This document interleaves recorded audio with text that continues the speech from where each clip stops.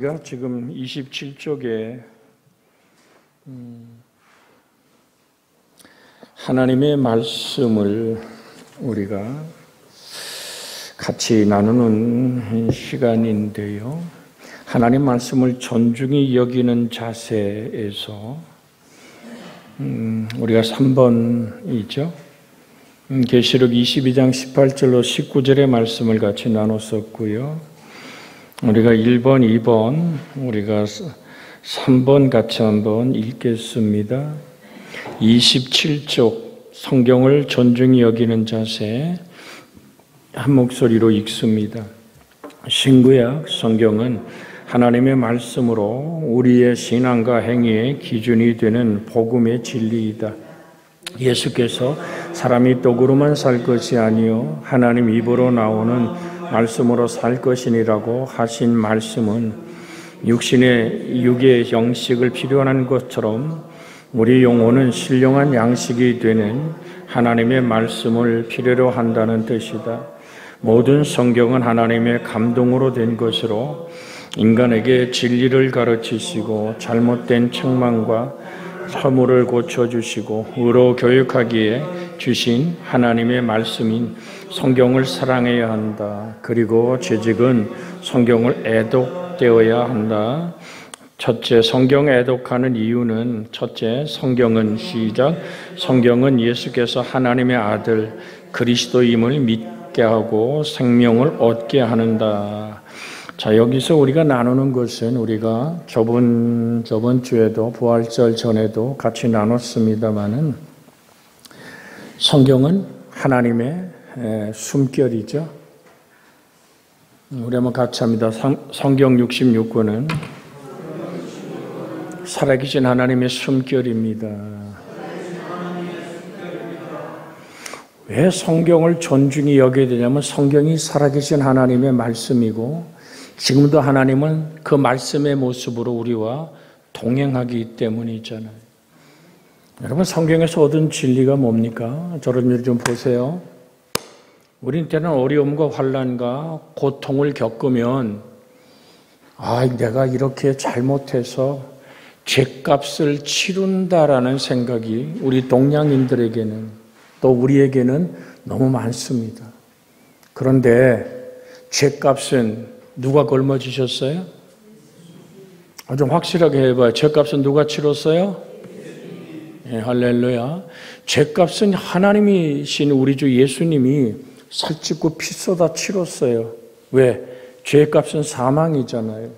사업이 좀 안 되고 오늘 예를 들어 육신의 문제가 좀 얽히고 자녀들이 꼬이고 이건 내가 죄값을 치른다. 아니에요. 신앙을 바로 가지시기를 주의 이름으로 소원합니다. 저가 나무에 달려 내 저주를 속량하셨어요. 예수님의 값보다 더 값진 값은 없어요.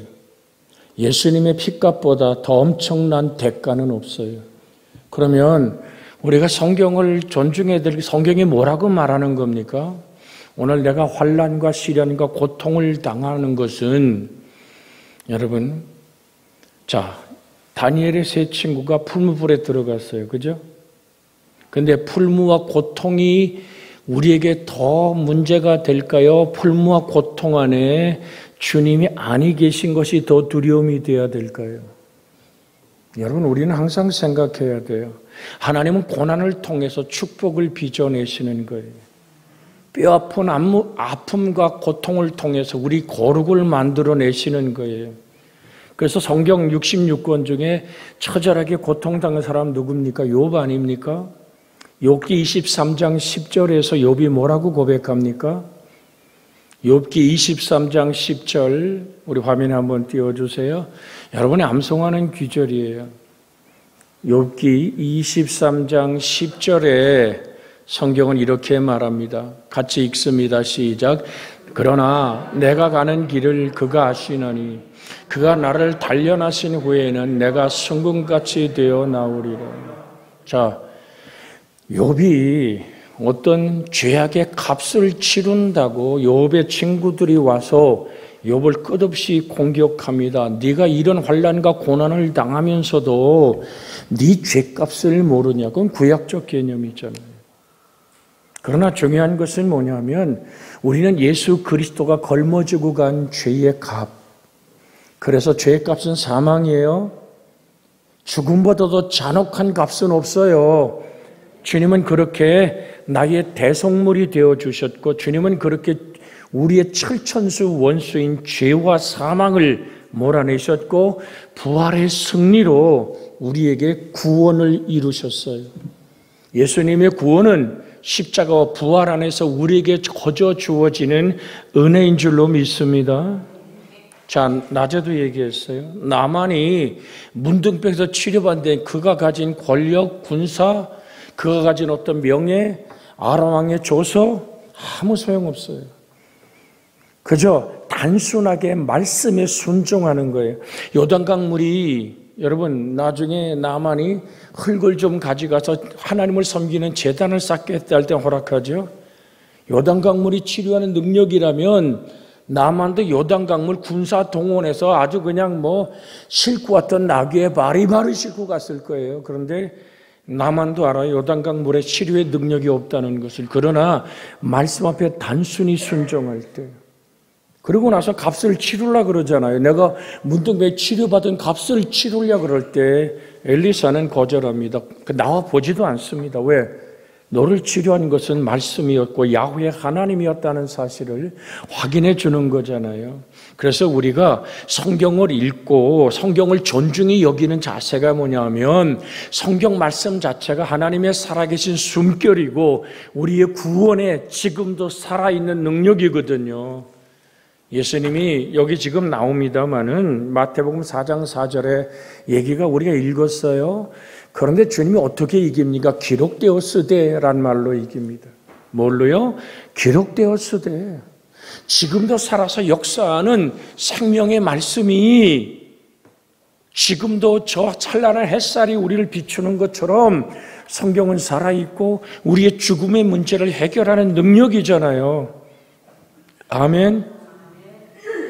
우리 문화에 익숙한 윤회설, 우리 가끔 그런 말 하잖아요. 다시 태어나도 당신 남편하고 살기를 원합니까? 그러면 우리 집사람은 없지만 우리 집사람은 100% 아니에요. 아주 그냥 나만 내서 고생을 징글징글하게 했다고 생각하는. 그런데 그 고생이 하나님의 나라에 가서는 그 고난이 축복을 빚어냈다는 사실을 알면 조금 천국 가서는 달라지겠죠. 그런 생각을 제가 해봅니다. 근데 중요한 게 뭡니까? 오늘 우리는 단 한 번만 살아요. 창세 전에 당신을 하나님이 택하셨고 세상에 보내셨고 세상에서 거두어 들이신 거예요. 나는 유일한 존재예요. 하나님이 지은 생명의 유일한 존재입니다. 무엇으로 바뀔 수가 없어요. 붓다는 부활하지 못하고 한 줌의 흙으로 돌아갔잖아요. 그래서 제가 늘 드립니다. 하나님의 영이 그 속에 없는 육체는 저주받은 흙에 불과하다. 여러분, 우리 속에 우리가 호흡할 수 있고 우리가 하나님과 기도할 수 있는 이 은혜를 주신 하나님. 그래서 환난보다 더 무서운 것은 뭐냐면 고난과 환난 속에 하나님을 바라볼 수 있다면 그것은 안심해도 되는 거예요. 왜 아멘들 안 해요? 아유, 이 시련을 어떻게 겪으라고요? 시련 속에 하나님을 찾지 않고 사람 찾고 방법 찾고 돈 들이대고 내가 가진 인맥을 찾으면 그게 정말로 두려워할 일이에요. 그래서 이사야 40장에 뭐라고 얘기합니까? 여호와를 앙망하라 그래. 앙망하라. 내 시선이 하나님께 머물러 있느냐, 내 시선이 주의 말씀을 묵상하고 있느냐, 그 문제가 너무나도 중요한 거예요. 언젠간 제가 오늘 이 예배를 마치면 언제 장례식장을 갈 거예요. 우리 심상정 목사님 세상 떠서 강원지방에 예배가 7시 있다 그러니까 이제 갈라 그러는데, 여러분 아무리 줄을 이어서 침을 놓고 침을 맞고 근데 사실 심상정 목사님은 한의사 자격증 없어요. 그냥 뭐 중부경과 모든 한의술을 배워서 침을 놓은 거죠. 누군가 고발하면 문제가 또 터지고 그럴 수밖에 없지만 모든 사람이 줄을 서서 아마 우리 교인들 중에도 뭐 교인도 멀리 할 거 없어요. 내 아들놈 이성원 목사가 아주 어렸을 때 우리 저기 예석이만 할 때 강원 지방에 모임이 있어서 데려갔는데 애가 막 취하고 그러니까 오라고 그러더니 난 지금도 우리 집 사람이 막 식은땀 나고 막 붙드는 걸 봐. 왜냐하면 대침 막 이만한 거로 여기 배에서 둥어리까지 나오도록 놓더라고 막 쭉 놓는데 그 다음에 이제 괜찮아졌는데 내가 그래서 다시는 저 목사님에게 애를 맡기지 말자. 그거는 내가 그의 의술을 제대로 이해하지 못했기 때문에 그렇게 그리고 괜찮았어요. 근데 하나님이 이제 그만 가자. 그러면 가는 거예요. 하나님이 당신 품으로 부르면 가야 되는 거예요. 그래서 우리 가장 큰 축복은 앞뒤로 같이 인사합니다. 임마누엘입니다.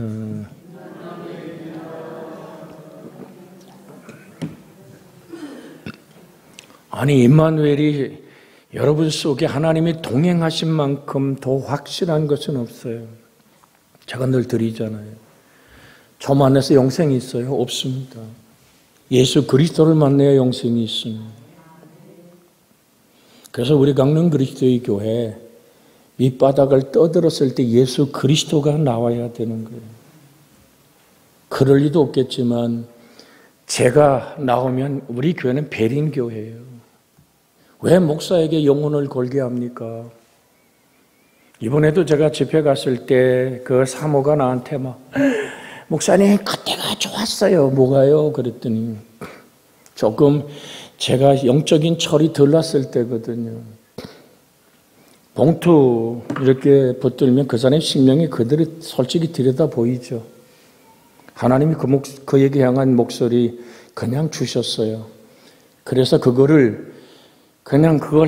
나는 그냥 주최 측에서 하자 그러니까 봉투를 딱 이름도 안 쓰고 사연만 써도 그 말씀을 선포했었어요. 그랬더니 얘기가 그때 제가 이러고 이랬는데 그 봉투로 기도해 줄 때 주었던 예언의 말씀이 나를 살렸대나. 그래서 왜 우리 교회에서 그거 안 하냐고 그러길래 영혼을 저한테 걸어서는 영생이 없어요. 그리고 또한 큰 기도원에 갔을 때 이 봉투 기도에 헌금 무지무지하게 나오죠. 그러면 왜? 하나님 말씀 듣고 싶으니까. 그게 거래가 되는데 우리 주의 성령이 제게 말씀하시더라고요. 하지 마라. 너에게 은사를 거두는 것이 아니라 영혼들을 너에게 걸어서 무슨 유익이 있으며 내가 하나님의 말씀을 선포함이 재물을 쌓는 목적이 된다면 그건 거래가 되지 않겠느냐. 진리는 사고 파는 게 아니다. 아멘. 그래서 늘 드리잖아요. 같이 합니다. 신앙생활은 주고받는 거래가 아니라 사랑의 관계입니다. 그래서 여러분이 하나님과의 관계가 정말로 하나 되어지기를 바라는 것이 우리 주님의 소원이고 목사의 간절한 마음 중에 하나입니다. 다시 정돈해 드려요. 이거 정돈하기 힘든 것으로 알지만 너무 쉬운 건데 우리가 겪는 고통과 아픔과 눈물은 죄값이다? 아닙니다. 나의 죄값은 누가 걸머주셨다? 그럼 크게 해봐요. 나의 죄값은 누가 걸머주셨다? 나의 저주는 누가 속량하셨다? 그러면 내가 겪는 아픔이 내가 저지른 죄값을 치르는 걸까요? 그건 자력 종교죠. 네가 구원자죠. 여러분 우리는 이 나만이 단순히 순종할 때 문둥병이 치료된 것처럼 하나님이 베푸신 십자가의 보혈과 부활의 승리 안에서 내게 주어진 은혜를 나는 받아들이는 능력이 믿음이에요. 믿음은 내가 어떤 고상하고 내가 어떤 진실하고 내가 정말로 깨끗한 어떤 마음을 만드는 게 아니라 주님이 이루신 공로와 주님이 이루신 생명의 이 말씀에 기록된 것을 내가 받아들이는 능력이에요. 잊지 않기를 주의 이름으로 소원해 드립니다. 그래서 고난은 나를 뭐를 갖고 낸다고요? 같이 합니다. 환난으로 축복을 갖고 내십니다.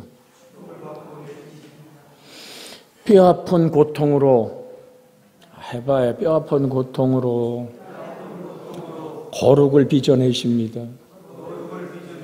왜? 하나님이 동행하기를 원하는 거잖아요. 하나님 함께하기를 원하잖아요. 잘 들으세요. 내가 고난과 환난에 있을 때 하나님은 고난과 환난 속에 뛰어드십니다. 아픔 나 혼자 겪는다고요? 천만에요. 여러분 안에 사시는 이가 누구예요? 예수 그리스도. 자, 우리가 쉽게 이해해 보자고요.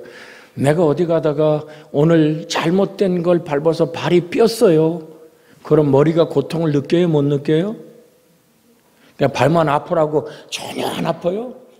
머리는 지체의 고통을 느껴요. 함께 하는 거예요. 교회 머리는 예수 그리스도예요. 여러분 지체예요. 나와 함께 내 아픔도 내 눈물도 내 신음소리도 하나님은 함께 느끼고 아는 거예요. 그래서 아브라함에게 얘기한 거죠. 이제야 내가 나를 경외하는 줄 뭐라고요? 알았다. 창세기 22장에 등장하잖아요. 왜? 무엇 때문에? 그러니까 제가 집회 때 가면 이제 우리 전라북도나 전라남도 같이 이제 함께 기도하는 중국에 선교하는 동력자들도 있기 때문에 그러죠. 물어요. 못담시 이런 얘기도 씁니다만은 왜 아브라함에게 독자를 드리라 그랬을까요?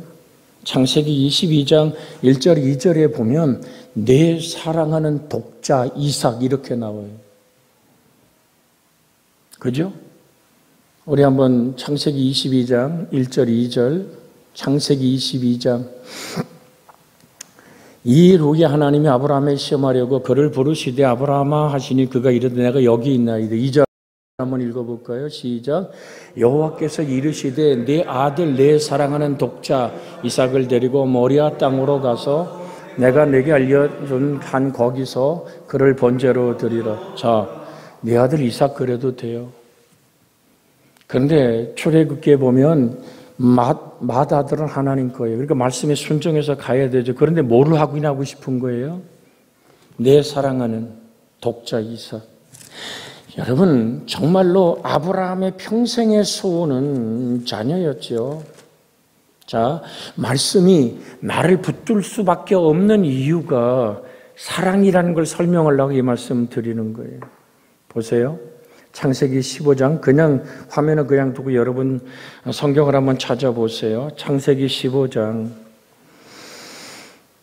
1절 2절 3절에 보면 이후에 여호와 하나님이 환상 중에 아브라함에게 임하여 이르시되 아브라함아 두려워하지 말라 나는 내 방패와 내 지극한 상급이니라.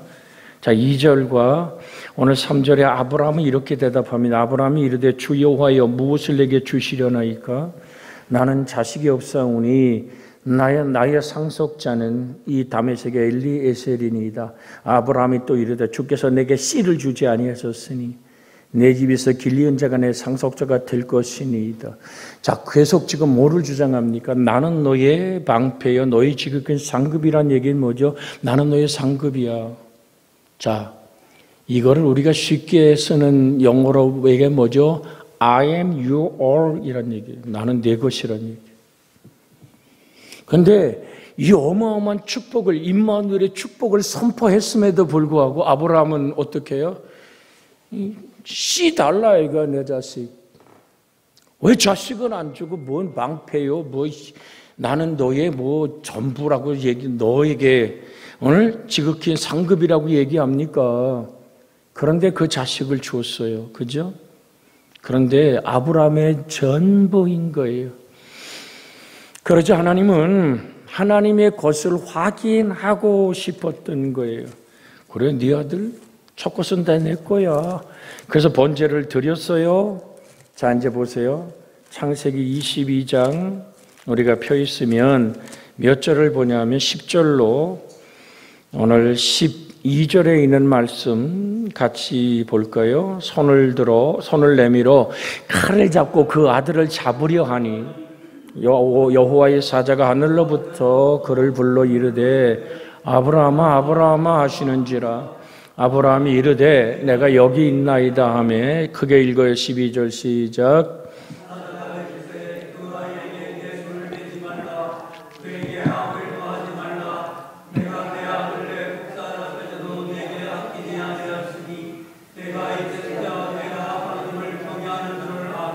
자, 아노라라는 얘기가 기본으로 야다라는 말을 썼어요. 헬란 말은 기네스코란 말이에요. 경험하여 한 몸을 이루는 거예요. 그래서 신앙생활은 아이가 입양하여 새로운 가정을 만나듯이 남녀가 결혼하여 부부로서의 오늘 그 만남의 행복이 있듯이 여러분 이 아노란 얘기는 내가 네 속에서 나 야훼 너희 하나님을 경험하며 내가 정말로 내 아들 독자까지 아끼지 아니한 그 사랑을 내가 받았다라는 얘기입니다. 그래서 우리가 성경을 어떻게 만나야 될까 이 얘기를 드리는 거예요. 여러분과 제가 정말 이삭을 제단에 바치 그럼 이삭은 어떨까요? 너 하나님의 거야. 하나님 오늘 널 번제로 드리래. 이삭은 여기 단 한마디도 앉지 않지만 순종의 죽음을 받아들입니다. 이걸 거꾸로 예수님께 비유해 볼까요? 오늘 이 하나님은 하나님의 아들 독생자까지 나에게 아끼지 아니하였으니 이제야 내가 하나님이 나를 사랑하는 줄 아나이다. 이 말을 우리가 신약적 의미에서 보면 전능하신 창조자 하나님이 독생하신 하나님을 내게 아끼지 아니하시고 나의 대성물로 주심을 통하여 나를 향한 하나님의 사랑을 확인하는 은혜의 고백 또한 있어야 될 줄로 믿습니다. 그래서 이 말씀 보면 요한복음 20장 31절에 오직 이것을 기록하면 너희로 예수께서 하나님의 아들이심을 믿게 하려 하며 또 너희로 믿고 그 이름을 힘입어 생명을 얻게 하려 함이라. 자, 우리가 저번 주에 이것을 다 강의하지 못했었어요. 지금 우리 교재에 있는 말씀이죠. 성경을 애독할 이유 중에 하나가 뭐냐?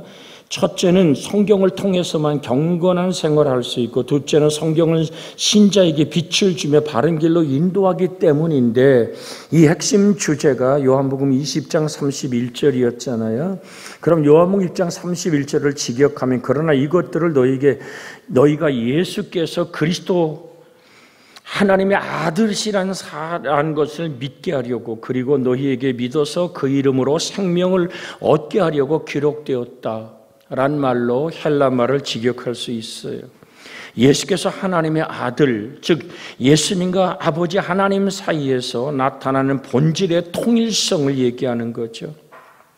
친밀한 교제와 독특하고 밀접한 관계를 보여줍니다. 즉 하나님의 아들과 그리스도의 동격을 언급하고 있는 겁니다. 예수 그리스도가 곧 하나님의 아들이시라고 선언하고 있습니다. 이 사실을 믿는다는 것은 예수께서 나타내 보이신 하나님의 계시를 완전히 받아들이며 하나님 신적 권위를 인정한다는 것입니다. 즉 성경 66권이 주님이 요한복음 5장 39절에 나에 대해 기록했다는 얘기예요. 그러니까 여러분이 결론으로 말씀드리면 성경은 나를 향한 하나님의 사랑이란 말이죠. 그냥 지나간 사랑이 아니라 지금 나를 사랑하심. 이걸 여러분에게 말씀드리려고 고난은 내가 겪는 환난과 내 가정의 아픔, 가슴 앓이는 죄값을 치르는 것이 아니다. 죄값은 이미 예수님이 다 걸머지고 치르셨다.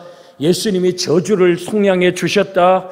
그가 채찍에 맞음으로 우리의 질병은 나았다. 나의 고난 속에 하나님이 뛰어들어 계심을 확인하자. 그래서 우리 시편 23편 4절은 남송하자는 내가 사망의 음침한 골짜기를 다닐지라도 해를 두려워하지 않을 것은 주께서 나와 함께 하심이라. 주의 지팡이의 막대기가 나를 안위하시나이다. 아멘. 원수의 목전에 반드시 밥상을 차리시고 여러분의 영혼의 머리에 기름을 부으신 하나님의 은혜가 임합니다. 받아들이십시오. 그래서 여러분과 제가 평생의 아버지 집에 거하는 거예요. 그러면 뭐다? 성경이 말하기는 영원한 생명을 얻는 그 축복의 열매가 뭐다? 하나님은 고난과 환난을 통하여서 내게 축복을 빚어내신다. 우리의 가장 큰 축복은 뭐라고요? 임마누엘인 거예요.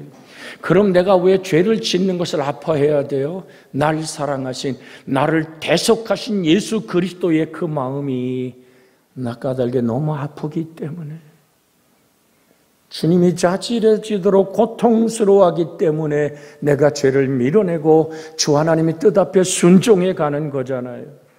그래서 내가 가는 길을 그가 아시나니 나를 단련하신 후에는 내가 죽음같이 되어 나오리라. 하나님은 뼈아픈 우리의 고난과 아픔을 통하여 거룩을 빚어내십니다. 주님, 그렇게 내 속의 말씀을 깨달으신 은혜를 달라고 같이 기도합니다. 주여, 자비하신 아버지 그리스도가 어떤 분인지, 또한 그분이 어떤 능력을 가지고 계신지를 우리에게 보여주시는 성경. 주님은 나를 사랑하사 내 죄값과 허물을